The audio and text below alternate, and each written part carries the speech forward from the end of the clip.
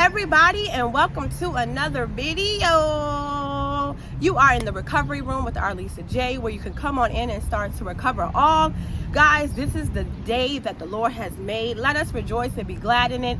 If you don't have one thing to think about that is positive, think about the fact that God woke you up this morning. That is something positive. That is something positive. So guys, today I'm in my favorite spot, and we're going to talk about something that is dear to my heart, that a lot of people struggle with in silence. That is church hurt.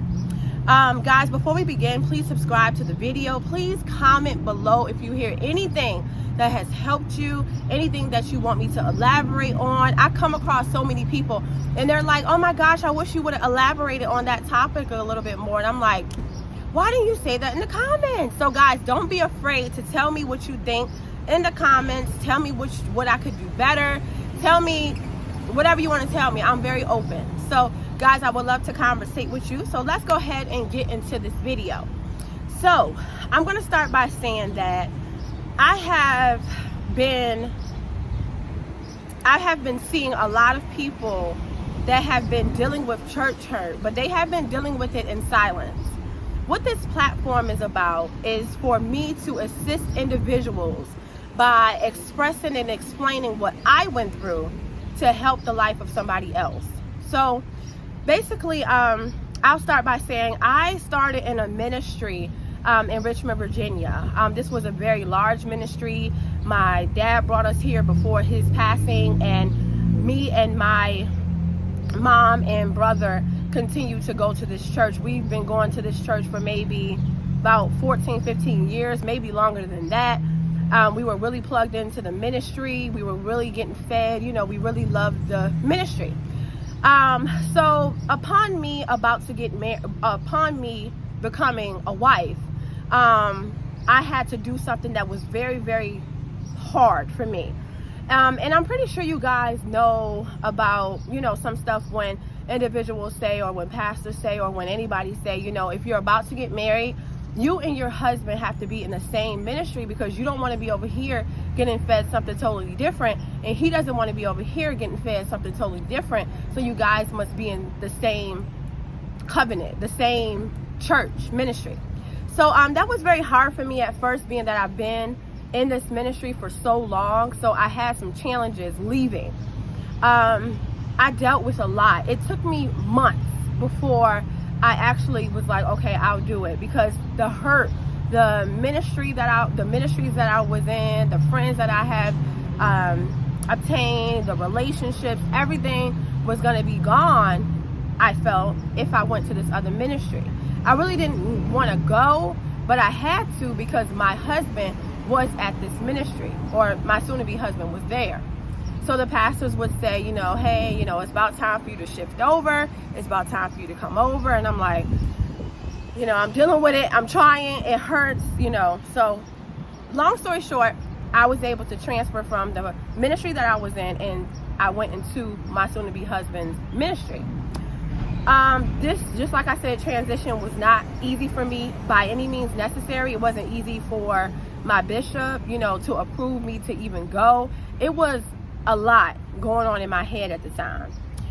So I started going to the ministry. I started getting plugged in a few months before we got married. The pastors really took me in, you know, because they knew who I was. They knew, you know, they just knew me. You know, I knew them for so long because of this ministry. So I was starting to get plugged into the ministry, doing things that I did at my previous ministry, just so they can, I guess, make me feel a little bit comfortable. So I had gotten married, and then it was time for me to serve in the ministry. So the pastors were saying, you know, I was going to be an armor bearer, and I'm like, that's something that I didn't want to do. Everybody wants to be an armor bearer in the ministry. I don't know why. It's like, why do you want to invite so much warfare in your life with being an armor bearer? It's not nothing to take lightly, but some people in today's society take it lightly because it's for a show. It is not to really serve purpose and what it's really meant to do. It's meant to serve the pastors. It's meant to serve, you know, in any capacity in the system and hold their arms up, because it's only so much that they can do. But that's not what we do in today's society. We use it and we manipulate it to be something that is totally not. It's actually a lot of warfare come with that stuff, and I was able to find that out on my own. So I became an armor bearer. Becoming an armor bearer was a big stretch for me because it was so much that I had to change. Changing was not a stretch, but it was so much that I had to take heed to. The people who I hung with, places I used to go, things I used to do, I couldn't do it anymore because I was, I had a big charge over my life. So I would tell my ex-husband, I would be like, I don't want to do this. I don't want to do this. And it was like, this is what God wants you to do. You need to tap into it. So I'm like, okay. So, my son was about, I'll say he was about 8 or 9 at the time, I believe. And he was really, really sick. So when I started armor bearing, I noticed that they would tell me things like, if you take care of God's stuff, God would take care of your stuff. And I got that in my head so much. And everything that I had to deal with in my personal life, I would put it aside because I was trying to go to the church and run to the church and not take care of my kid that was sick as a dog. And I'm like, well, if I take care of God's stuff, God is going to take care of my son. But it's like, my son needs me. So I would find myself doing things that I've never done before. As far as my son was at MCV for one instance, and he was really sick, got a blood transfusion, but I was trying to hurry up and get out of the hospital because I had to armor bear that night. So, I got out the hospital just in time. I rushed to the church.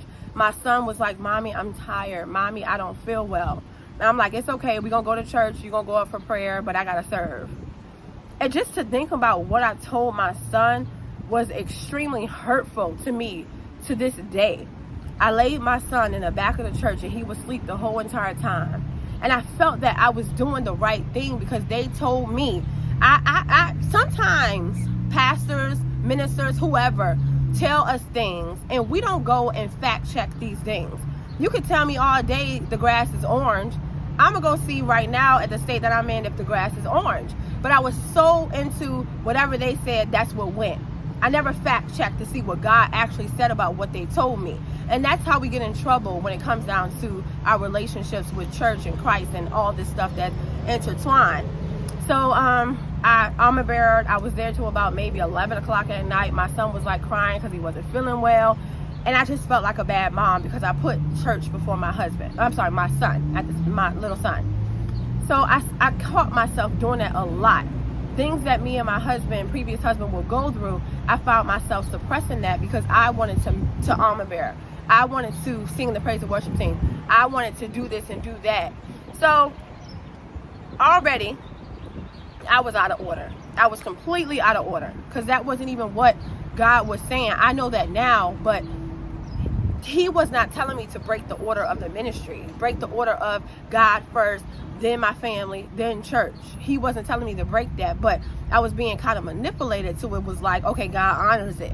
If you put him first, he'll do what you need to do. But at the same time, this is a child who can't help themselves. God give us stewardship over these children to take care of them, not neglect them for something that comes after them. So time went on and a lot of things happened. I came in the church and I was so rejected. I dealt with a lot of rejection because I felt like the black sheep of my family. I felt that being that I made so many mistakes in my life that nobody liked me, nobody loved me, nobody wanted to be around me, nobody cared for me. I felt as though my mother had a special soft spot in her heart for my brother, but when it came down to me, it would just be like, okay. But I grew up and I felt rejected. And I always felt as though I needed to do stuff for people to be accepted and to be picked on and to be, chosen to do a specific task. That's just how I thought. So I would buy the co-pastor coach purses everywhere we went together. I would make sure I paid for her meal because it was like I found it like honoring her. I would just gift her with all this stuff so she will continue to use me to armor bear her. Was just some type of thing that I was doing. The whole time it was not pleasing to God. I was pleasing man. And God is like, girl, you have no idea. If you would just come to me first, everything else will follow suit. But you sit up here trying to suck up to something that don't even have the ability to put you into heaven or hell. Like, what are you doing? So I remember one time I got so into armor bearer and so into my pastors that we had spent the day together. We went to lunch. We were talking about things when it pertains to the ministry. And then I was supposed to meet my co-pastor back at the church to armor bear her. And the reason why I felt that I was doing this for man and not God is because she hurt me so much to my heart, to the fact where I would do anything for her. I would lay down my life for her. I would do anything for this particular person. And I went to church. I cleaned the bathrooms, made sure everything was prepared for her, made sure she had her stuff, made sure this, made sure this. There was just stuff that we had to do, that we were told to do in the armor bearer classes and stuff. So then she gets to church and pulls up, and she has one of the armor bearers, a head armor bearer, to tell me that she didn't need me to serve that night at church. And I'm like, she don't need me to serve? My whole attitude went out the door, because it was like, I was with this lady all day. We were at lunch. She was talking to me. So how all of a sudden she just flipped and tell me that she don't need me to armor bear her no more? And my particular past church would tell you that they didn't need you to do things, but they didn't tell you why. So instead of listening to the word, I'm thinking like, okay, why am I not armor bearer? What did I do? I was planning in my head what I did and what I did to make her mad, or what I maybe said to make her mad. And I'm just going all in the flesh. I'm not in the spirit whatsoever. I'm in the flesh with this whole entire situation. So to be married to somebody that you come home to after church and you say what happened, and it's just like, oh, you just thinking about it too hard. Oh, this, oh, that, you'll be all right. And don't even care about how I feel and how I was betrayed on this specific situation hurt me to my heart, because you are the one that's supposed to support me. You are the one that's supposed to protect me. You are the one that's supposed to take up for me. But it was like that wasn't happening. Anything goes and anything goes. It wasn't, I don't know. So time went on, and I found myself arguing with people in the ministry because I was promised a title, or I was told that I was going to be the assistant administrator in the ministry. I worked so hard. I did what I had to do. I was doing this and doing that, and I was trying to like make myself qualified for this position. Even though I already know I have a degree for it, but I'm trying to make myself qualified so I can be the assistant church administrator. So I did all this. I bent over backwards. I did all this, and I didn't do it for God. I just did it to be the assistant of the administrator. Coming to find out, it was like the person who I was supposed to be assisting picked another person, which was my friend. And then I lost a relationship because I'm looking at my friend like, oh, you sneaky. You trying to take my position behind my back. And the whole entire time, they done told her that she was going to get the position, and then told me that I was going to get the position. So we like confused. So the betrayal and the rejection, everything just, it was so much going on. It affected my marriage. It affected me as a mother. It affected my relationship with God. I dealt with so much rejection, so much hurt at this ministry. Like, just to see people fighting in the ministry, just to see individuals just talk about you, that you go to the ministry with, just talking about you like you don't matter. And then someone comes to you and say, oh, the pastor said such and such. You're not ready. You're not qualified. You still got work to do. And I'm like, I'm not qualified to be a administrator? Like, I'm confused. So it was so much. So if you have been hurt by church, 9 times out of 10, it's something that we did to ourselves. It's something that we allowed to happen to ourselves because we put our whole heart inside of these men, these people that God put in position to actually be the covering over us instead of Christ. We sucking up to the wrong people. When we're supposed to have our relationship with God and sucking up to God and letting God know who He is, we in the back end trying to get something that we're not even probably supposed to get anyway. So I would say to you guys, if you are in a ministry where you feel like you're competing for something, that's not God. God doesn't make you compete for stuff in ministry and then have an ought against your brother if they got it and you didn't get it. Or why are we in these ministries? Why are we so pressed on positions? Who's going to be the next elder? Who's going to be the next armor bearer? Who's going to pray in the intercessory prayer team? Who's gonna drive the pastor to church. Why are we so pressed about this stuff when people are going to hell like flies out here in the community? What we do in the four doors does not matter. But what we do in the community, what we are taught in the four doors matters. There's a song that says, fill us up and send us out. Fill us up and send us out. So if God is filling us up in ministry and teaching us, and we're being fortified for what's out there, we're taking what we learned in the ministry and taking it out to somebody who need it. Not trying to see what position is up next. Oh, this person got elevated. Maybe they'll put me in the spot. Hey, put a bug in her ear and let her know that I want that spot. What are we doing? So what is this? And actually, to be quite frankly honest with you, God is in our heart. God is not even in the... He's with us everywhere we go.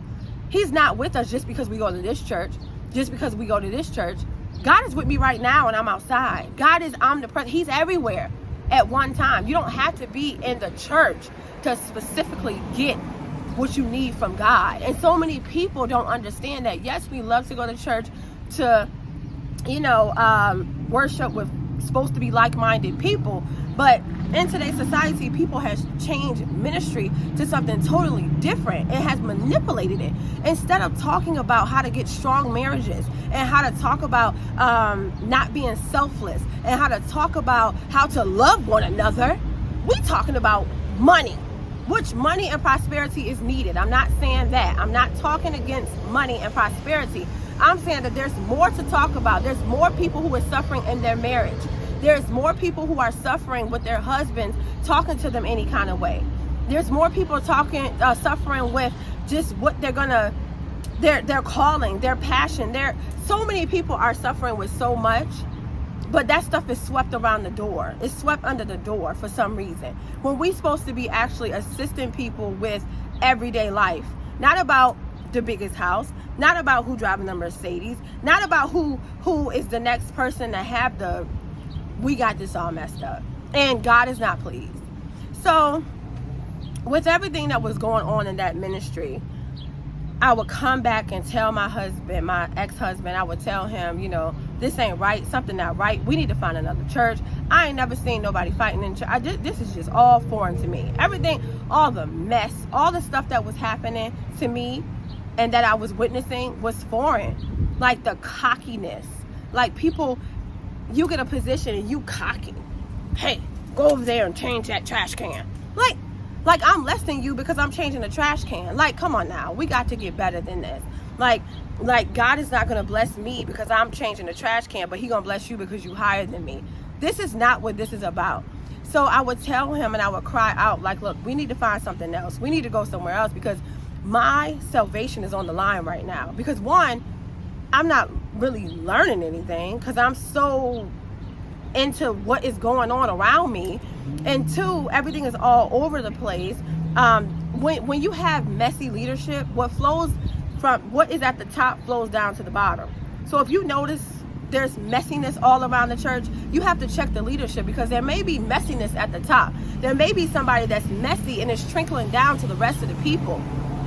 Everybody's just messy, just nasty. So moving on, to actually give up my life. I don't care what I had to do. I don't care if my mother said that she needed me. I would give up everything I had for this individual. And to be hurt like this, it put me to a point where I didn't even want to go to no church ever again. I said, you know what? I'm done. I can't go to church. I can't serve God. I can't. And I put it on God. And God is not even the one who hurt me. It was the people in the church. So I had to veer my hurt on the people and not Christ, because Christ didn't hurt me. I still should love God. I still should be able to serve God, but I wasn't because I was so deeply hurt, because I was so deeply rooted in the wrong thing.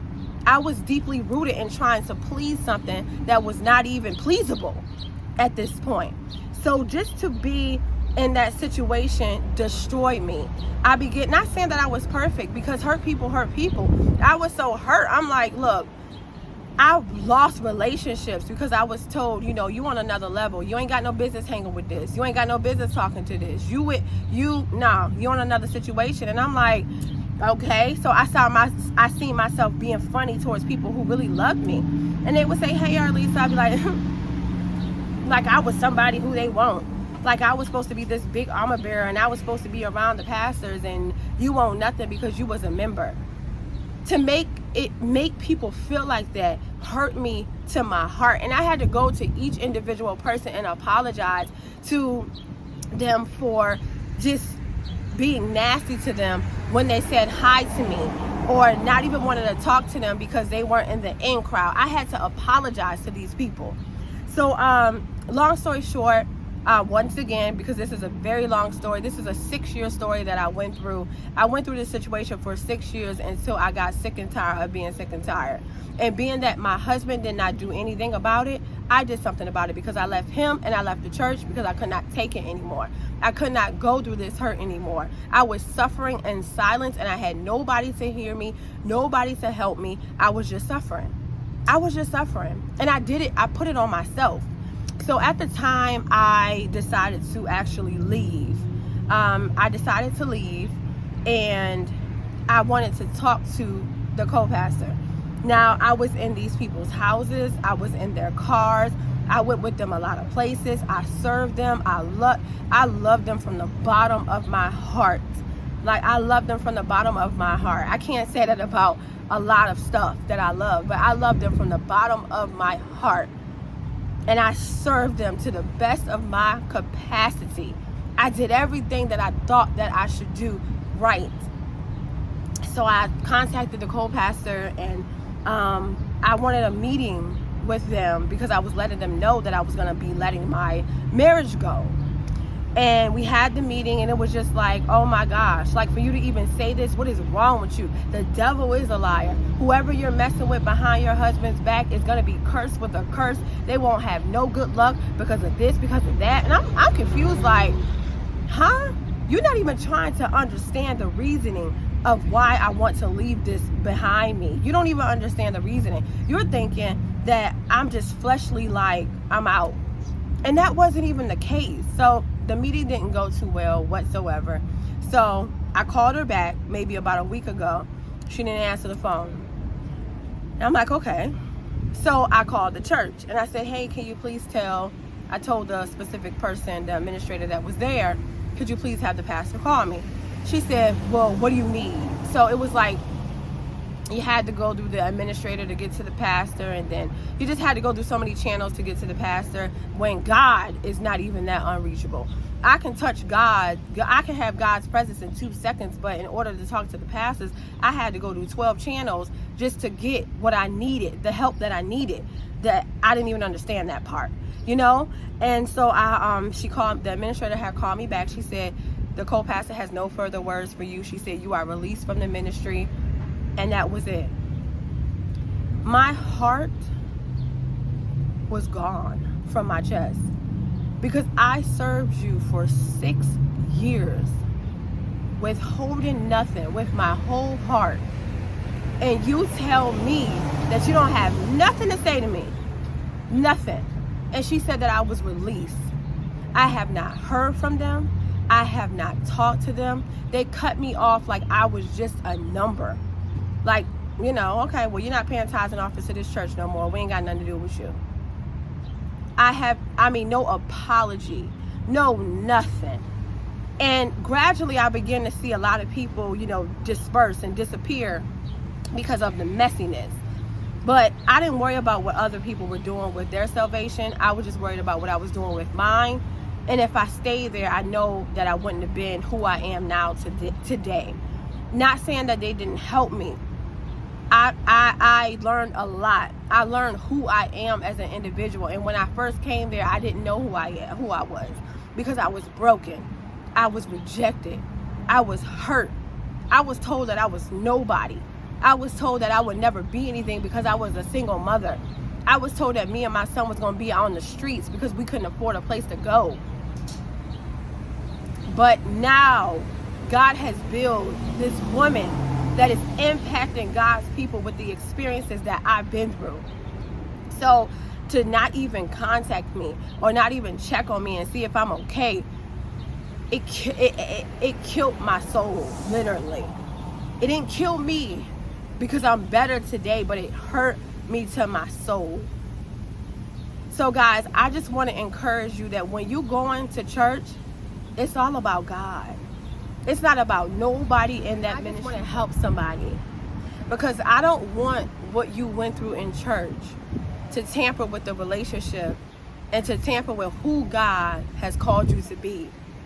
Even though it hurts. I'm not sure of everybody's specific situation, but I know that there are some people out there that are suffering in silence. There are some people out there that is hurt because somebody handled them negligently. They didn't handle them with care like the word says. They took advantage of them. They got what they can get out of them and they dropped them like a hot potato. Somebody is out there feeling like all hope is lost. But I want you to know that there is a place where you can go and worship, that you are getting pure word, no manipulation, pure word to change your life. And not only that word that will change your life, but the life of somebody else's. So guys, I encourage you, don't give up on God, because he won't give up on you. I am a living example that with the hurt I went through, I shut down for years. But God is able to heal you. He's able to mend those pieces back together. If there's anybody that you have to apologize to because of something you have done, apologize. Mend those relationships back, because God is not pleased. You can't just go around hurting the lives of God's people and think that you're going to get away with it. You can't do that. You can't do that, because these people are God's children. They're God's children, and God has trusted pastors and ministers to be a steward over his people. And when they are treated negligently, God is not having it. God is not having it. We got bigger fish to fry than who is getting the next position in the church, than who is singing the next solo. Mother Patty mad because she ain't get her front row seat. We got bigger fish to fry. Somebody came to church with everything that they had on, but they were outcasts because that's all they had on. But then that's not allowed in the church, so they have to be covered up with lap cloths and embarrassed in front of everybody because they don't know any better. And again, that's all that they have. We have to stop. I know people that were in my specific church that came to visit, and they had on maybe a sleeveless shirt, and they were covered up with black cloths like they did a crime, and they never returned. Never. Didn't come back. And that's a lost soul, all because they had on a strapless shirt. God is not worried about what you have on. He's not worried about what your physical appearance is like. He just wants to use you for his glory. So guys, give God another chance in your life. Any church hurt that you've been through, anybody in the church that has hurt you, anything, surrender it to God. Lay it at some altar. Lay it in your altar, wherever you call your altar, your house, your whatever is your altar. Lay it there and forget about it. Because when you forget about it, it's this whole total freeness. I feel so free. I feel so fresh. I feel renewed and restored and redeemed. I feel renewed, restored, and redeemed. I'm feeling it. And I want you to feel it too. So if you have anything that you would like to talk about, anything that I need to elaborate on, anything that I did not say that you want me to clear up, or I can give you my business email and we can connect. Anybody who feel rejected and feel as though that they got to do things just to be in the in crowd, just to please people, the only person that you have to please is the Father himself. If they don't want you in their in crowd, if they don't want you involved, you got to give that stuff to Christ. We got to mature. We got to mature in the spirit. We got to mature, because that's not even what it's about. It's about somebody who just lost their lives and going straight to the pit of hell because we weren't there to be an example. Our witness was tarnished, and we weren't there to be an example to this person who just died and went to hell. So we are change agents for Christ. And only what you do for Christ will last. Not the Bible didn't say only what you do for your pastors will last, or only what you do for your church will last. Only what you do for Christ will last. And I can't stress it enough. It's God first, then it's your family, husband, wife, children, then it's the church. That's the order. And if you are operating in any other way, the order is broken, and God is not blessing no mess. And you wonder why things are out of order, because you're not in order. You're not in order. There's a husband that wants to just do what he want to do and then go in church and lay his hands on somebody. Ain't nobody talk about that. A husband that treats his wife like crap but then want to minister to somebody else.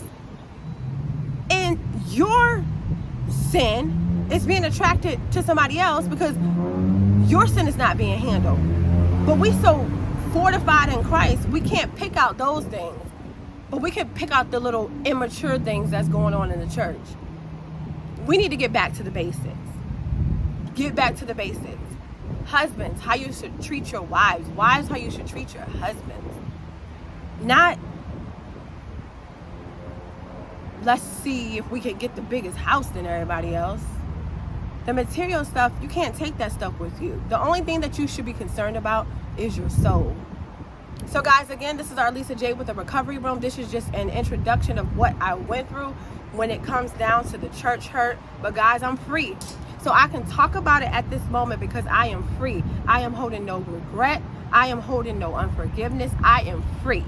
So guys, again, thank you so much for joining me. I'm our Lisa J with the Recovery Room. Please subscribe, like, please leave a comment. And you guys, I'll see you in my next video.